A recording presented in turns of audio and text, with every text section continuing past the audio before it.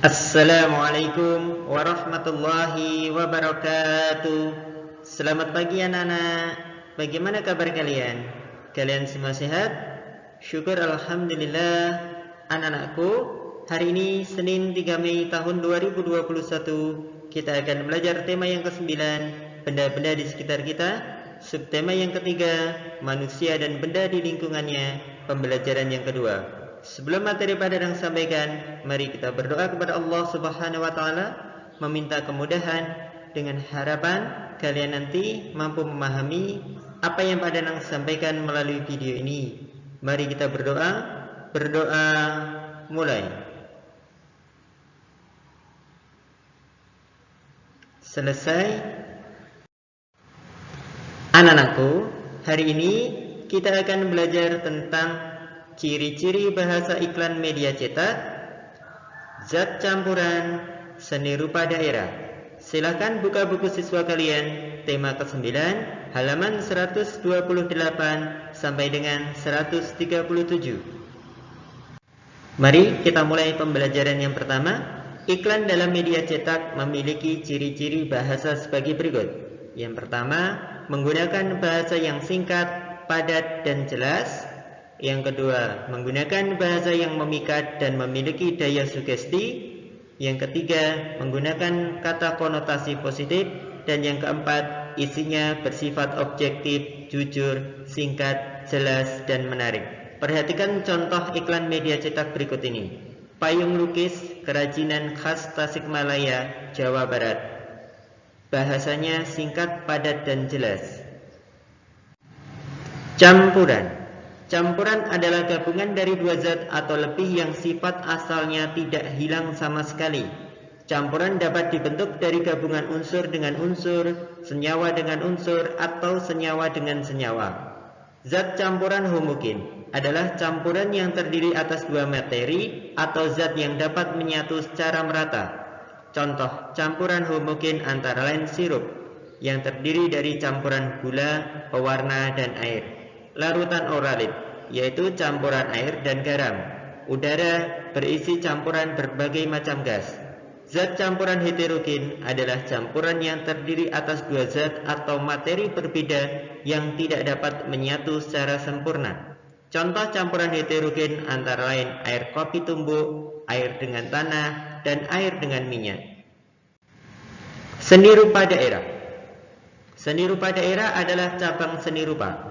Seni rupa daerah memiliki suatu ciri khas dari latar belakang sejarah suatu wilayah. Oleh karena itu, seni rupa daerah memiliki perbedaan dengan karya seni daerah lain. Karya seni rupa daerah dipengaruhi oleh corak seni tradisional. Corak seni tradisional terdiri atas karya seni rupa 2 dimensi dan karya seni rupa 3 dimensi. Karya seni rupa 2 dimensi berupa karya tekstil, misalnya kain batik, kain tenun, dan kain songket.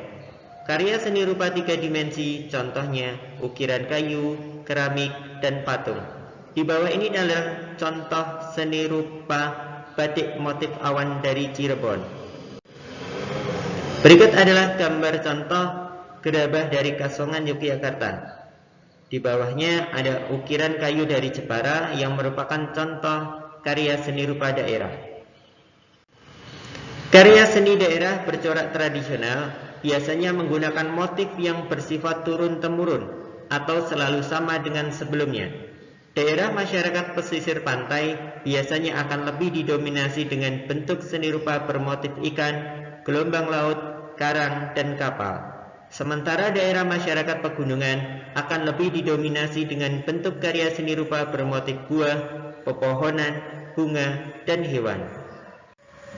Karya seni rupa daerah memiliki ciri-ciri sebagai berikut. Yang pertama, bersifat kedaerahan. Yang kedua, dipengaruhi oleh budaya dan latar belakang sejarah suatu wilayah. Mengandung simbol-simbol dan bermakna, seringkali digunakan untuk upacara adat, agama, atau kebutuhan sehari-hari. Dibuat dari bahan alam yang berasal dari lingkungan. Ciri yang ketiga, corak dan motifnya dipengaruhi oleh kondisi fisik atau geografi suatu daerah. Dipengaruhi juga corak seni tradisional masyarakat setempat. Fungsi karya seni rupa daerah dibedakan menjadi fungsi individual dan fungsi sosial. Fungsi individual sebagai media untuk mengekspresikan jiwa, emosi, dan mencerminkan segala sesuatu baik suka duka atau marah. Selain itu, karya seni juga sebagai media mengekspresikan cita-cita, pandangan hidup, watak, bentuk, corak bahan, dan juga teknik. Fungsi sosial sebagai media pendidikan, sebagai media hiburan atau refreshing, sebagai media komunikasi, dan sebagai media keagamaan. Berdasarkan jenisnya, seni rupa daerah terbagi menjadi dua, yaitu seni murni dan seni terapan. Seni rupa murni.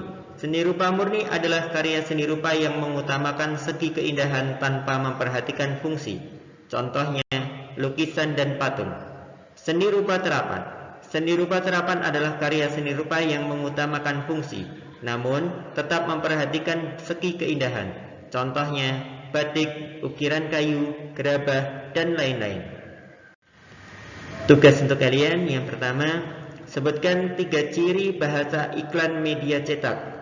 Tugas yang kedua, sebutkan 3 contoh campuran homogen. Dan yang ketiga, apakah yang dimaksud dengan seni rupa terapan? Alhamdulillah, materi sudah Pak Danang sampaikan. Semoga bermanfaat. Sebelum Pak Danang akhiri, jangan lupa sholat tepat pada waktunya, jaga kesehatan, tetap semangat untuk menggapai cita-cita. Wassalamualaikum warahmatullahi wabarakatuh.